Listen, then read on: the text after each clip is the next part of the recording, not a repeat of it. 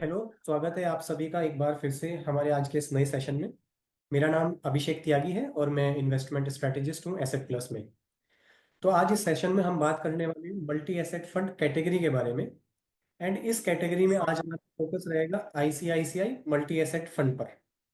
देखिए, अगर मैं बात करूँ इस कैटेगरी के एसेट अंडर मैनेजमेंट के बारे में, सो वो है around 90,000 crore rupees as on July 2024। And जो इनफ्लो हुआ है इस कैटेगरी में वो हुआ है around 3,000 crore rupees in the month of July. So इस डेटा पॉइंट से ये समझ आता है काफी सारे इन्वेस्टर इस कैटेगरी में इन्वेस्ट कर रहे हैं। तो आज इसी के बारे में हम चर्चा करेंगे। एंड इस पर बात करने के लिए आज हमारे साथ हैं mister Chintan Haria ji, who is principal investment strategist at ICICI prudential asset management company. Sir को 20 ईयर्स से भी ज्यादा का एक्सपीरियंस है एसेट मैनेजमेंट इंडस्ट्री में। And by profession he is a chartered accountant and CFA. I welcome you sir and thank you so much आज आपने asset plus के लिए टाइम निकाला। नमस्ते अभिषेक जी। तो सर शुक्रिया। सबसे सबसे पहला क्वेश्चन सर मैं आपसे यही जानना चाहूंगा, ये मल्टी एसेट फंड होते क्या है, आप इसके बारे में बताइए। जरा बैकग्राउंड से शुरुआत करते हैं। 2018 में रेगुलेटर ने एक एक्सरसाइज की जहां पर सभी जो हमारे फंड्स है, स्कीम्स है इंडस्ट्री के, उसको कैटेगराइज कर दिया गया। तो आपको पता है large cap, mid cap, small cap, dynamic asset allocation, और इसी श्रृंखला में एक कैटेगरी बनाई गई, मल्टी एसेट फंड।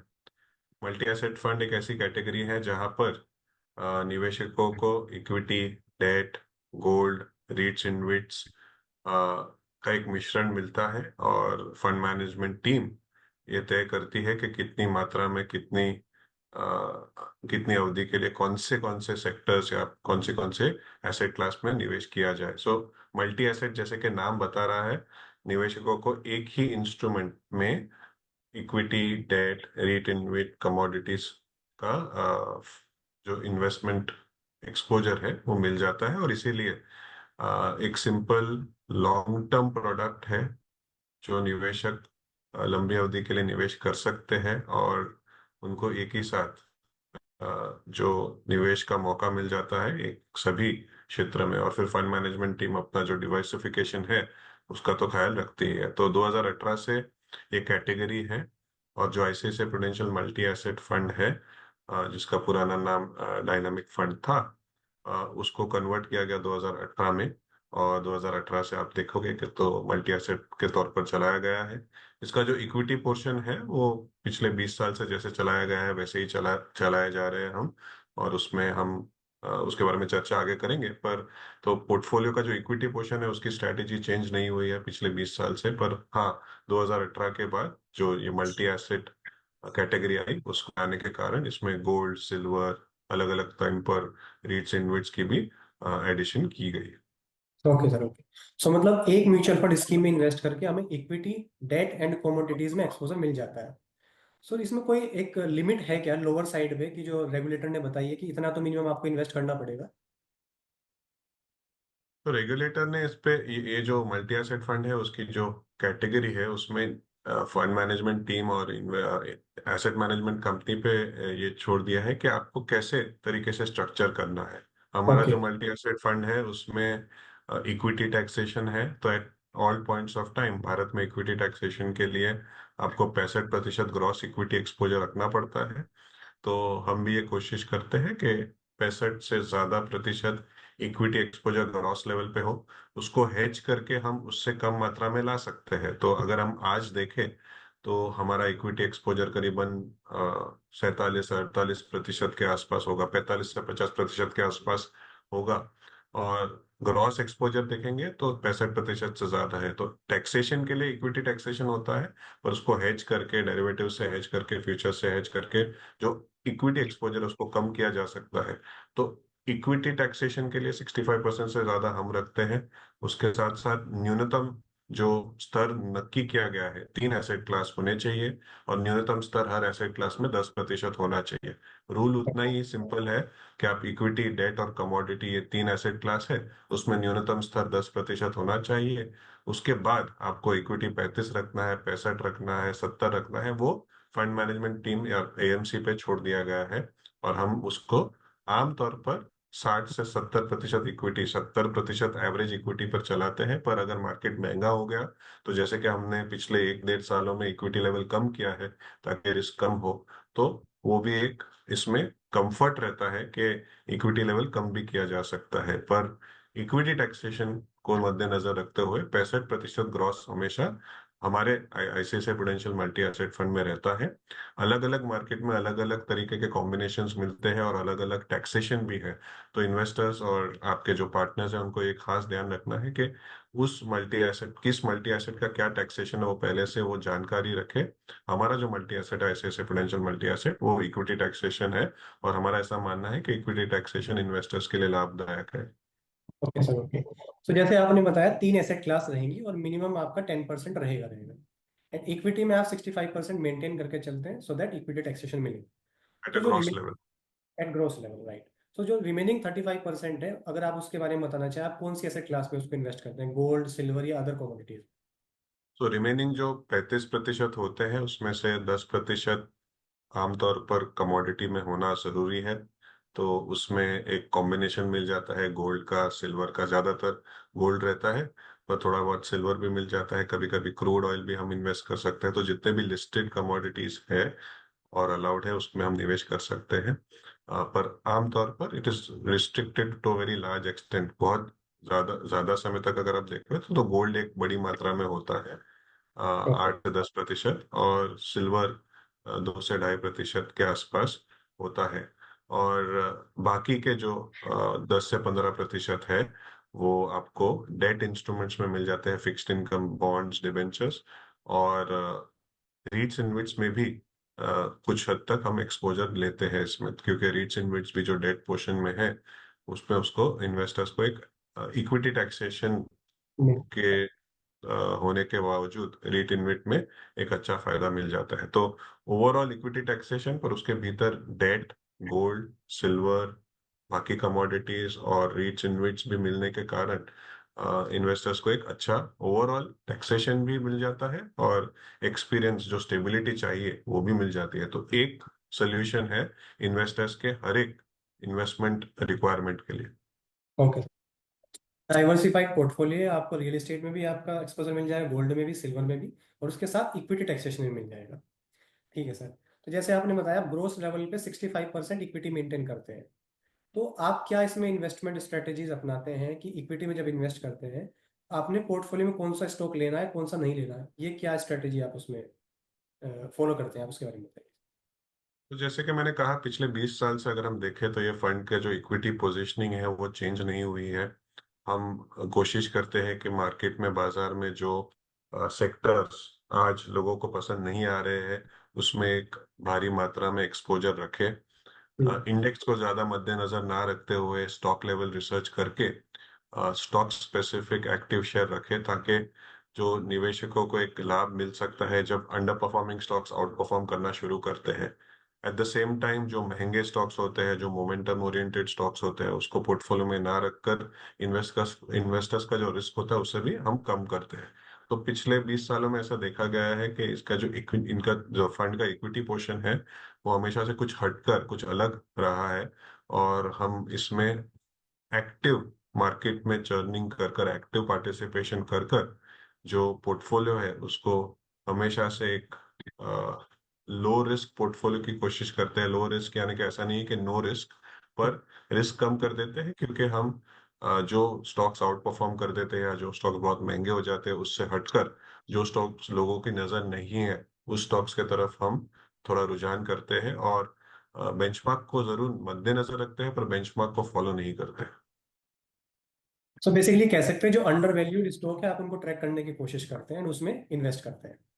ठीक है सर। तो ये तो ही बात इन्वेस्टमेंट स्ट्रेटेजी की, इक्विटी और इक्विटी। और इसमें और एक खास बात है, अगर मैं इसमें ऐड कर दूं तो, इसमें क्योंकि इक्विटी पोर्शन में हम कोई भी सेक्टर ले सकते हैं, large cap, mid cap, small cap भी ले सकते हैं। तो अगर हम वो भी देखें तो जब मिड एंड स्मॉल कैप बहुत सस्ते हो जाते हैं तो उनकी मात्रा हम बढ़ा देते हैं। जब मिड एंड स्मॉल कैप महंगे हो जाते हैं, आज एक कुछ हद तक मिड एंड स्मॉल कैप महंगे हैं, हम सब जानते हैं, तो उसमें हम मात्रा कम कर देते हैं। तो एक्टिव जो मैनेजमेंट की बात करते हैं, large cap, mid cap, small cap में भी और सब सेक्टर्स में भी, ये दोनों का मिश्रण आपको इस फंड में मिल जाए।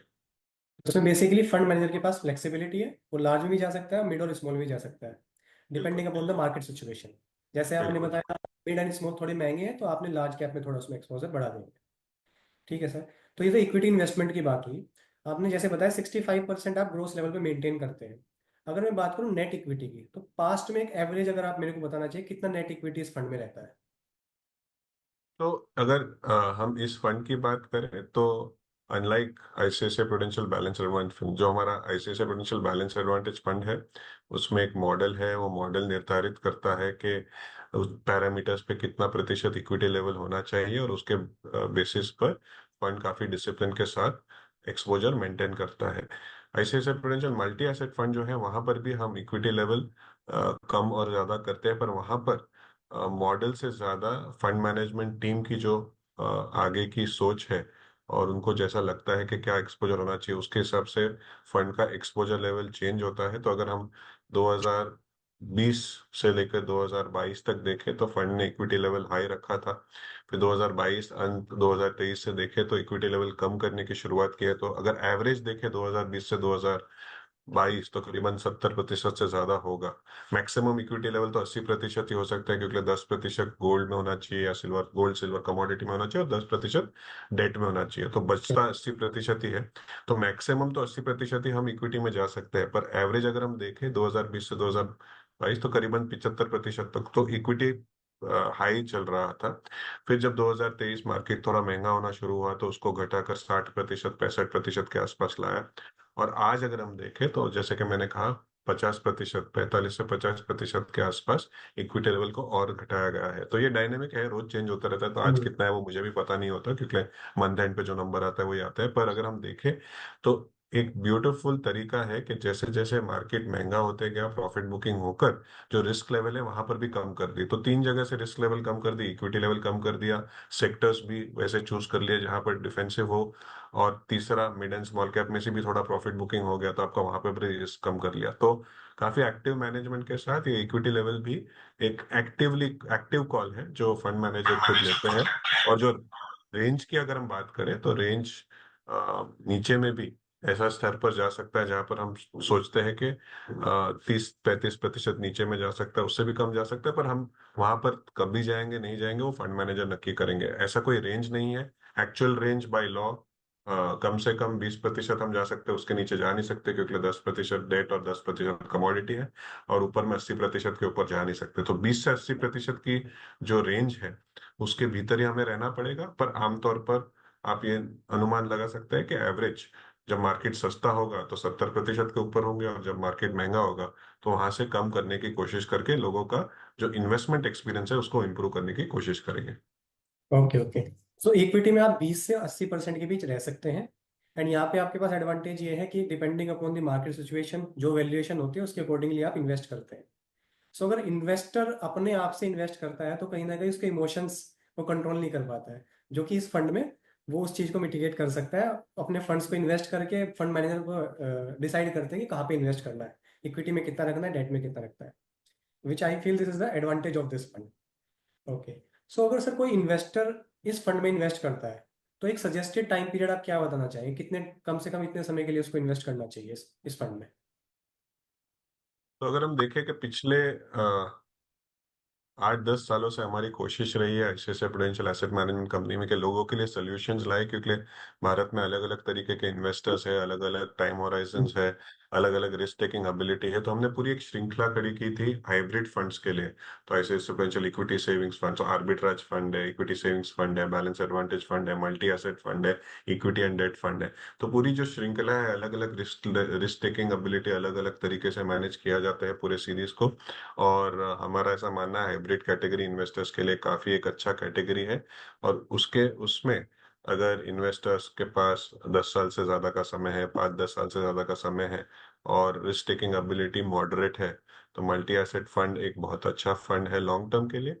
अगर इक्विटी में आपका रिस्क लेने की कैपेबिलिटी है और आपके पास 5 साल से ज्यादा का समय है, तो हम कहेंगे कि ये मल्टी एसेट फंड सभी इन्वेस्टर्स के लिए सही रहेगा, क्योंकि हम कोशिश कर रहे हैं इसमें कि आपका रिस्क कम कर ले और आपका जो रिटर्न एक्सपीरियंस है उसको अच्छा करे। इक्विटी में रिस्क तो होता ही है, पर अगर आपके पास समय है और आप लंबी अवधि के लिए निवेश करते हो तो वो रिस्क कम होते जाता है और इसमें आपको डाइवर्सिफिकेशन भी मिल रहा है, क्योंकि इक्विटी के साथ साथ डिबेंचर्स, फिक्स्ड इनकम इंस्ट्रूमेंट्स भी है, तो डेट भी है, गोल्ड सिल्वर भी है, कमोडिटीज भी है, रीट्स इनविट्स भी है, जो रियल एस्टेट इन्वेस्टमेंट ट्रस्ट और इंफ्रास्ट्रक्चर इन्वेस्टमेंट ट्रस्ट भी है। तो एक डाइवर्सिफिकेशन भी मिल जाता है। पर हाँ, इक्विटी का रिस्क होने के कारण मैं ऐसा नहीं कहूंगा इन्वेस्टर्स को 1 साल 2 साल के लिए इसमें निवेश करना चाहिए। कंटिन्यूसली आप निवेश कीजिए लंबी अवधि के लिए। पिछले 20 सालों का एक्सपीरियंस हमारा ऐसा रहा है कि अगर कभी मंदी आती है या फिर एक अंडर परफॉर्मेंस आता भी है, तो अगले 3 4 5 सालों में जब मार्केट टर्न होता है तो आपका परफॉर्मेंस मोर देन मेकअप हो जाता है। तो portfolio management on the equity side और diversification on the debt and commodity side, ये दोनों के कारण ये फंड सभी निवेशकों के लिए अच्छा है। हमारा मोस्ट रिकमेंडेड फंड भी है। और जो निवेशकों के पास 5 साल से ज्यादा की अवधि है वो इसमें निवेश कर सकते हैं। Okay sir, okay. सो जो मॉडरेट रिस्क इन्वेस्टर है और 5 साल का टाइम होराइजन रखता है तो वो इस फंड में इन्वेस्ट कर सकते हैं। ठीक है सर। अब बात करते हैं सर हम सिस्टमेटिक विड्रॉल प्लान SWP के बारे में। आज के टाइम में काफी सारे इन्वेस्टर हैं जो SIP करते हैं, लमसम करते हैं, and after certain period of time वो मंथली इनकम जनरेट करना चाहते हैं। क्या ये फंड सही रहेगा SWP करने के लिए? एंड कितना परसेंटेज एनुअल विड्रॉल आप सजेस्ट करेंगे कि उनको करना चाहिए इस फंड से? आमतौर पर हम देखें तो लोगों को जो कैश फ्लो की रिक्वायरमेंट होती है उसके लिए SWP सबसे सही तरीका है। क्योंकि अगर आप SWP में देखेंगे तो SWP होता क्या है, सिस्टमेटिक विड्रॉल प्लान। सिंपल तरीके से निवेशक अपने 6 से 8% एक सही बैंड है। जो आपने प्रश्न पूछा कि कितना प्रतिशत आप पैसा वापस ले सकते हैं, क्योंकि अगर हम देखें कि इक्विटी प्रोडक्ट है पर हाइब्रिड प्रोडक्ट है, तो आमतौर पर लंबी अवधि में 10%, 8 से 10% अगर जो एक्सपेक्टेशन होता है कितना बनता है वो ऑब्वियसली हम कोई प्रिडिक्ट भी नहीं कर सकता, मैं पता भी नहीं है। पर लंबी अवधि में अगर एक्सपेक्टेशन वो है तो 6 से 8% अगर आप वापस पैसा SWP के द्वारा ले रहे हो तो आपको दो फायदे मिलते हैं। एक तो जो SWP में है, अगर जो प्रॉफिट होता है या कैपिटल गेन होता है वो काफी कम होता है। और क्योंकि अगर ये इक्विटी टैक्सेशन है, इक्विटी टैक्सेशन में अगर 12 महीने से ज्यादा आपके पास कोई इन्वेस्टमेंट है और आपने उसमें SWP किया, तो पहले 1.25 लाख, ये जो बजट में चेंज हुआ, पहले 1.25 लाख पर आपको टैक्स नहीं देना पड़ता। तो 1.25 लाख की जो लिमिट है वो भी आप यूटिलाइज कर सकते हो, जो टैक्स नहीं देना पड़ता 1.25 लाख तक कैपिटल गेन जो लॉन्ग टर्म में है। तो दो फायदे हैं ये इक्विटी टैक्सेशन प्रोडक्ट होने का, कि आपको इक्विटी टैक्सेशन का फायदा है तो वो एक है, और दूसरा SWP में भी आपको फायदा मिलता है, क्योंकि जो 1.25 लाख की अवधि है वो इक्विटी प्रोडक्ट के लिए है। तो अगर आप 1.25 लाख की जो तक की जो लिमिट है तो आप उसका भी पूरा फायदा उठा सकते हैं। तो SWP एक सही तरीका है कैश फ्लो रिक्वायरमेंट्स के लिए, ना सिर्फ मल्टी एसेट फंड में बट सभी फंड्स में। तो डिविडेंड डिस्ट्रीब्यूशन या ICWR जो अभी अभी कहते हैं, जो इनकम डिस्ट्रीब्यूशन की बात होती है, तो उसमें SWP सही है। और मेरा ऐसा अनुमान है 6% एक अच्छा नंबर है, जिससे कुछ हद तक आपका कंपाउंडिंग भी हो और आपकी वेल्थ क्रिएशन भी हो, और आपका जो कैश फ्लो रिक्वायरमेंट है उसका भी आप ध्यान रख सकते हैं। शुक्रिया। ओके।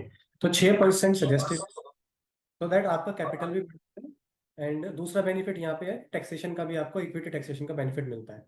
एक क्वेश्चन और आता है सर यहाँ पे, अगर आज की डेट में कोई लमसम करता है फॉर SWP, तो उसको कितने टाइम के बाद विड्रॉ स्टार्ट कर देना चाहिए? 1 साल, 2 साल? इन्वेस्टर ये भी पूछते हैं कि सर हम आज इन्वेस्ट करेंगे, क्या अगले मंथ से ही विड्रॉ कर सकते हैं, नहीं कर सकते हैं? इस पर आपका क्या कहना है?